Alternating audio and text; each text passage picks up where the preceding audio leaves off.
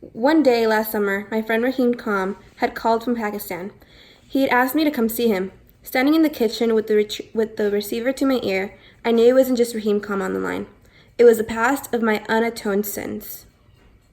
I sat on a park bench near a willow tree. I thought about something Rahim Khan had said just before he hung up, almost as an afterthought. There is a way to be good again. I looked up at those twin kites. I thought about Hassan, thought about Baba, Ali, Kabul.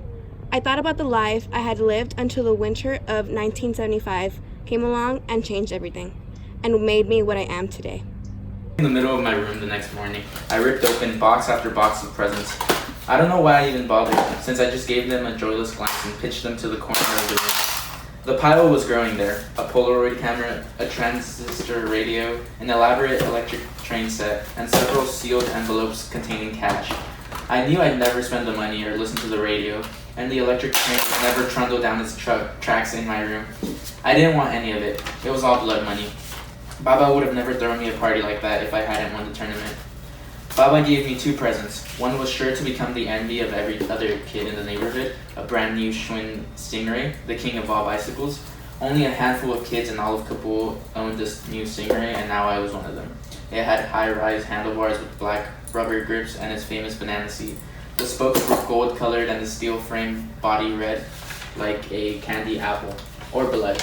Any other kid would have hopped on the bike immediately and taken it for a full block skid. I might have done the same a few months ago.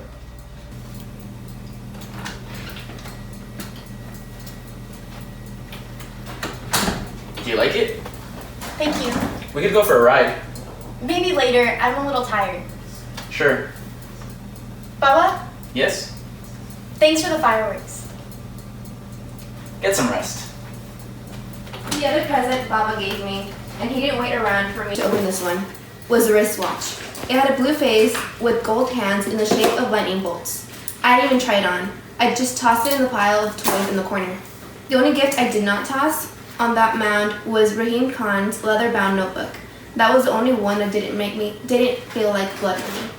I sat on the edge of my bed, turned the notebook in my hands, and thought about what Rahim Khan had said about Humaira, how his father's dismissing her had been for the best of the end. The same image kept flashing in my mind over and over. Hassan, his head downcast, serving drinks to Asef and Wali. Later that afternoon, I took the Schwinn for its first and last spin. I pedaled around the block a couple times and came back. I rolled up to the driveway to the backyard where Hassan and Ali were picking up the mess from last night's party. Paper cups, crumpled napkins, and empty bottles of soda littered the yard. Ali was folding chairs, setting them along the wall.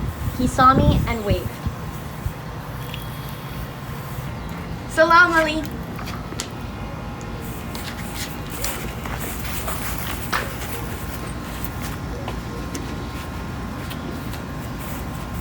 The opportunity never presented itself last night for Hassan and me to give you this. It's modest and not worthy of you, Amir Aga, but we hope you like it still. Happy birthday. Thank you, Ali. I wish they hadn't bought me anything. I opened the box and found a new Shanamana, a hardback with glossy colored illustrations beneath the passages. Here was Frangi's gazing at her newborn son, Kai Korasu. There was an Afrasayab riding his horse, sword drawn, leading his army, and of course, Rostam inflicting a mortal wound into his son, the warrior Sohrab. It's beautiful. The next morning, I waited in my room for Ali to clear the breakfast table in the kitchen, waiting for him to do the dishes, wipe the counters. I looked out the bedroom window and waited until Ali and Hassan went grocery shopping to the bazaar, pushing the empty wheelbarrows in front of them. Then I took a couple of the envelope of cash from the pile of my gifts and my watch, and then tiptoed out. I went downstairs, crossed the yard, and entered Ali and Hassan's living quarters by the loquat tree. I lifted Hassan's mattress and planted my new watch and a handful of Afghani bills under it. I waited another 30 minutes. Then I knocked on Baba's door and told what I hoped would be the last in a long line of shameful lies. I saw Baba emerge from the house and walk up to Ali. Their mouths moved over words I couldn't hear. Baba pointed to the house. and Ali nodded. They separated. Baba came back to the house, and Ali followed Hassan to their hut. A few moments later, Baba knocked on my door.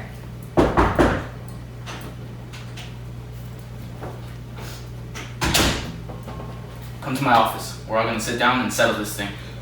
I went to Baba's study, sat in one of the leather sofas. It was 30 minutes or more before Hassan and Ali joined us. They'd both been crying. I could tell from their red, puffed-up eyes. They stood before Baba, hand in hand, and I wondered how and when I'd become capable of causing this kind of pain. Did you steal that money? Did you steal Amir's watch, Hassan? Yes. I flinched like I had been slapped. My heart sank and I almost blurted out the truth. Then I understood. This was Hassan's final sacrifice for me. He knew I had betrayed him, and yet he was rescuing me once again, maybe for the last time. I loved him in that moment, loved him more than I'd loved anyone.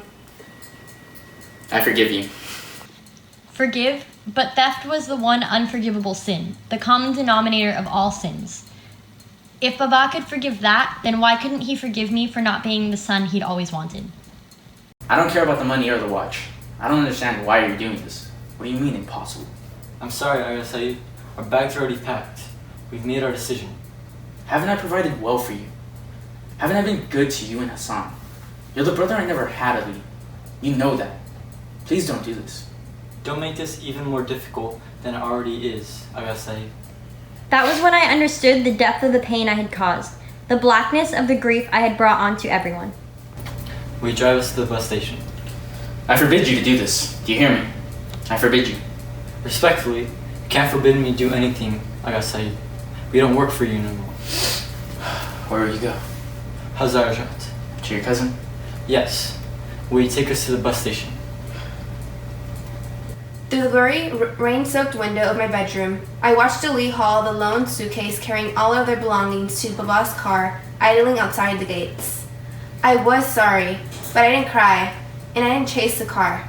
I watched Baba's car pull away from the curb, taking with it the person whose first spoken word had been my name. I caught one final blurry glimpse of Hassan slumped in the back seat before Baba turned left at the street corner where he'd played marbles so many times. Good evening, fellow Afghani people. My name is Mohammed, and I'm here to report on the annual kite flying tournament taking place here in Kabul. Now, this is a tournament that takes place every year here in Kabul. It's pretty significant to the people here. It's a way to bring the community here and, just have fun with something in their neighborhood, take pride in it. Now, as you can see, the weather here is perfect for the kite flying tournament that's going to take place. Now, let's check in on a local here practicing for the kite flying tournament, shall we?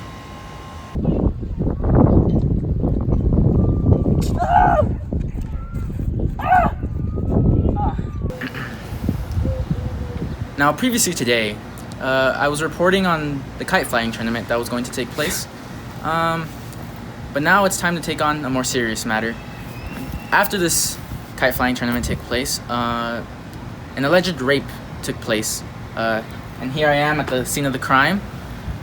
Now, this rape was obviously a terrible crime. But not only that, it is a hate crime against the many religious ideals that many people have in this beautiful town that we have.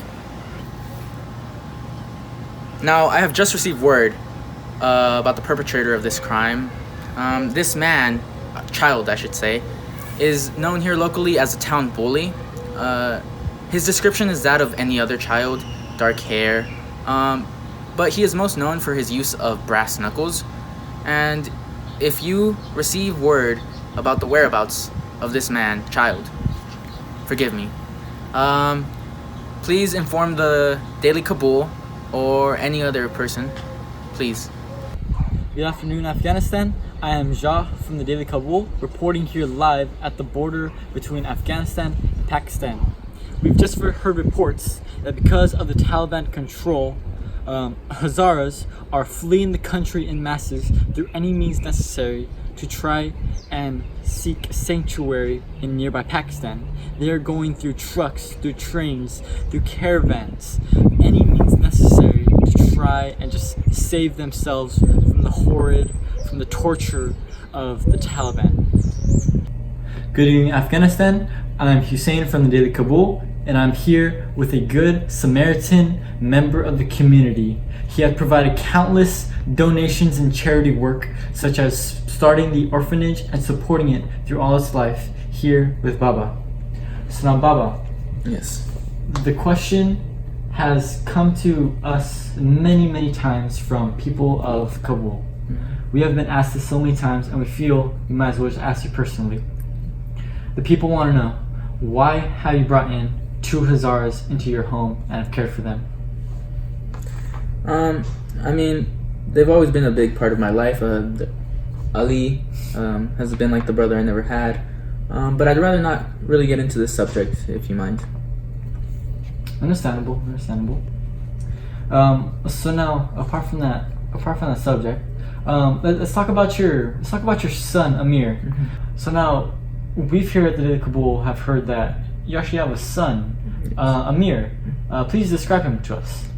Well, I don't know if you've heard, but he recently won the kite flying tournament here. Yes. And I'm quite proud of him for that.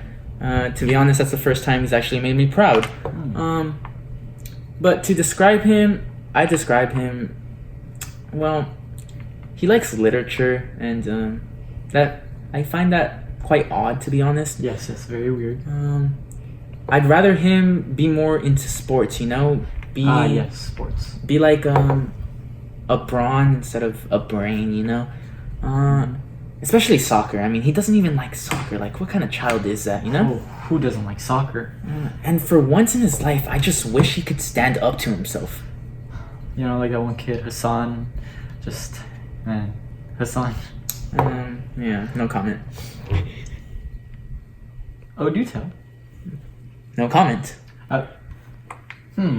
Hassan though. How does... Please tell us. Please elaborate on how Hassan impacts you. You know, why is his name such perplexing for you? Well, I mean, he's a great kid and all, but I'd rather not touch on this subject. I think we're running out of time here. No. Actually, in fact, we actually are out of time, unfortunately. Well, Baba, thank you for your appearance with us on the Daily Kabul. And thank you, audience, for tuning in with us. Have a good night, and thank you once more for watching the Daily Kabul. I'm here with one of the many leaders of the Taliban in Kabul. I'd prefer it if you address me by my name. My bad. Asef. Yes. I'm here with Asef. So, Asef, rather. Hello, how are you doing this fine evening? Well. So now, Asef, we've heard many reports that you really are not fond of the Hazara people here in Afghanistan. Please give some more insights onto that. Please explain your reasoning behind that. Well, to be honest, I actually just got finished stoning 2 people. And well, it was quite enjoyable, I'm not gonna lie. I take pride in doing what I do. I believe I'm doing God's work here. I mean... Oh, so you figure yourself a god then? Yeah, I do. Pretty self-conceited, much like Hitler-esque. Please let me elaborate. See, the Hazaras here, I'm not fond of them at all. I believe they're literal garbage, and I'm just the trash man here. So, what if I were to tell you that I was a Hazara? Well, first and foremost, actually... Would you straight up kill me? Yes. Actually... Bodyguards.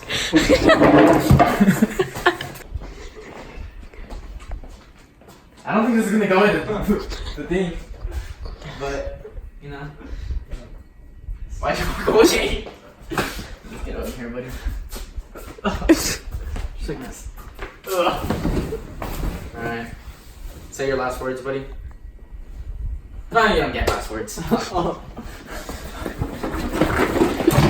There we go. That's